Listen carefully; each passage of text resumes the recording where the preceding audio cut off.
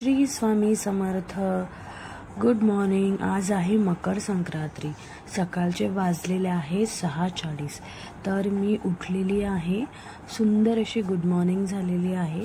तर सगळ्यात प्रथम मी काय केलं, ब्रश करून घेतल्यानंतर संपूर्ण घर झाडू मारून घेत आहे. बिकॉज सणवार असला की आपण संपूर्ण घर स्वच्छ झाडू मारून घ्यावं.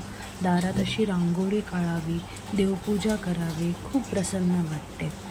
तसं मी रोज देवपूजा करतेच, पण तरीही सणवाराला एक आपल्याला अजून प्रेशियस म्हणजे एकदम प्रसन्न वातावरण वाटतं.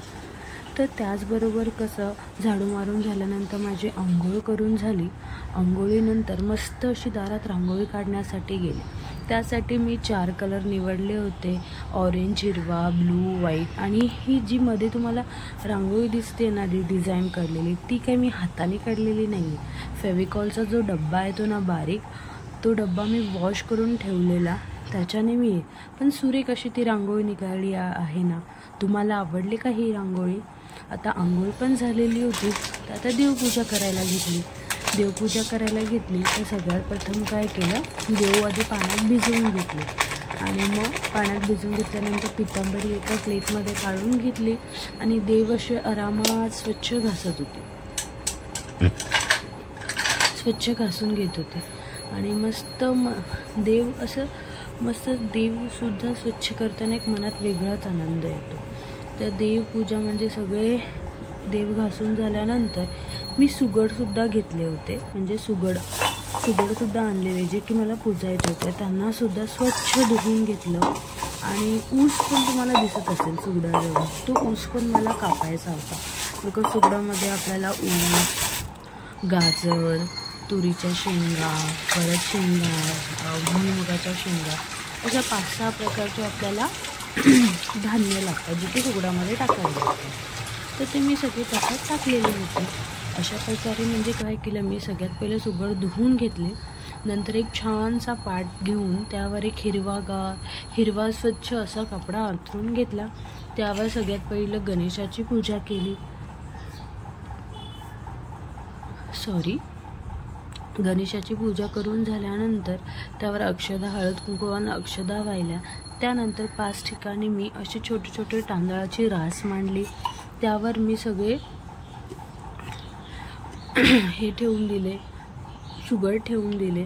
आणि सुगड ठेवायच्या आधी ठेवले नाही, त्याआधी हळदी कुंकू लावून घेतलं सुगडांना.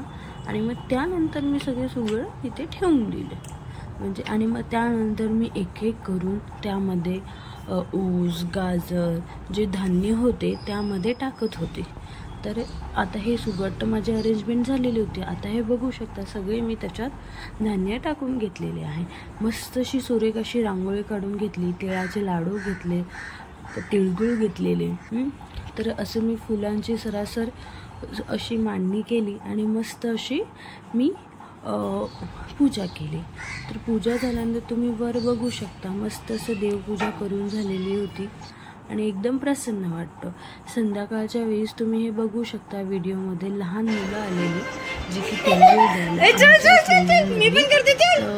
त्यांना खूप एन्जॉय होता. त्यांच्यासाठी गुलाबी साडी आणि सगळे मस्त म्हणजे असे नाचत. अद्विकला तर इतकी मजा येत होती त्यांच्यामध्ये की विचारच नाही, की तो इतका आनंद झालेला.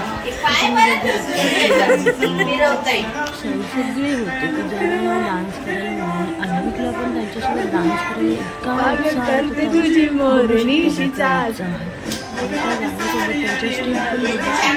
आनंद वाटत होता. विचारूनच नाही त्या गोष्टी. लेकाला तर असं झालं, किती मस्त नाचता पडत होता, नाचत होता. म्हणजे गाण्यामध्येच परत शेव, परत गाण्याचे परत आता त्या डान्स करायला, त्या गाण्याचे बीट चालू झाल्यानंतर परत त्यांना डान्स. आणि अद्विक मस्त पुढे त्यांच्या गोल. आता तो माझ्याकडे आला, कारण की मी व्हिडिओ काढत होते. आता परत तो त्यांच्याकडे गेला. त्याला नुसती मजाच येत होती. मस्त अशी त्यांच्यासोबत मग असे सॉन्ग झाल्यानंतर मस्त असं आम्ही फोटोसुद्धा काढले. आणि तुम्ही बेडवर बघू शकता. अरे डान्स वाटीमध्ये तिळगुळ अशी आणलेली होती की कारण की लहान मुलांना असं द्यायला खूप इझी पडतं. तर अशा प्रकारे म्हणजे हा मकर संक्रांतीचा सण आपण मस्तपैकी एन्जॉय केलेला होता. लहान मुलंसुद्धा खूप एन्जॉय करतात. अद्भुत पण खूप एन्जॉय केला आणि मी सुद्धा खूप एन्जॉय केला. काही मी माझे फोटोसुद्धा काल काढलेले होते जे की मी ह्या व्हिडिओमध्ये टाकलेले आहेत. तर त्या लहान मुलांसोबतचे पण फोटो मध्ये शेअर केलेले आहेत. तर मकर संक्रांतीला तुम्हाला सगळ्यांना खूप खूप शुभेच्छा. Thank you so much. प्लीज माझ्या चॅनलला लाईक करा, शेअर करा आणि सबस्क्राईब करा.